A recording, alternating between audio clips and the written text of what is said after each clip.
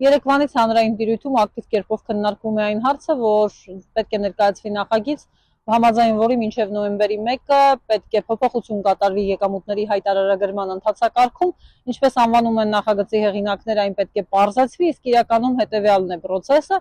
այսինքն այն անձինք, ովքեր պետք է ներկայացնեին եկամուտների հայտարարագիր, այլևս պարտադիր չէ, որ դրանք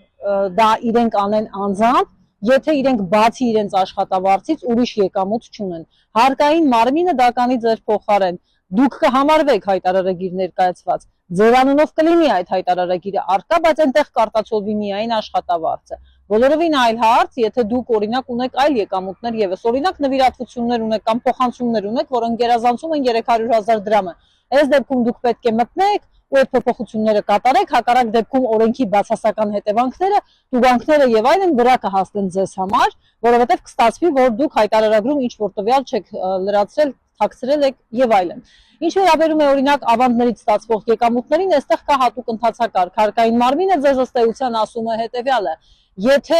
ինձ թույլտվություն տաս, ես ձեռք կբերեմ այդ տեղեկատվությունը եւ քո փոխարեն այն հայտարարագրում, որ դու լրացնում ես, դա եւս կներառեմ։ Եթե ոչ, ապա ինքդ մտիր եւ ավանդներից ստացված եկամուտը ներբեռնիր ըստ էության կամ ավելի ճիշտ լրացրու հայտարարագրում։ Եվ մի բան եւս, այն քեշբեքերը, որոնցով փորձում էին խթանել թեև ոչ արդյունավետ կերպով հայտարարագիրը լրացնելու համար, այդ քեշբեքերը հասանելի կլինեն քաղաքացիներին միայն այն դեպքում, երբ իրենք ակտիվ կերպով լրացնեն եւ ոչ թե մնան հարկային մարմնի կողմից իրենց եկամուտների հայտարարագիրը լրացնելու, այսպես ասենք, ընթացակարգի հույսին։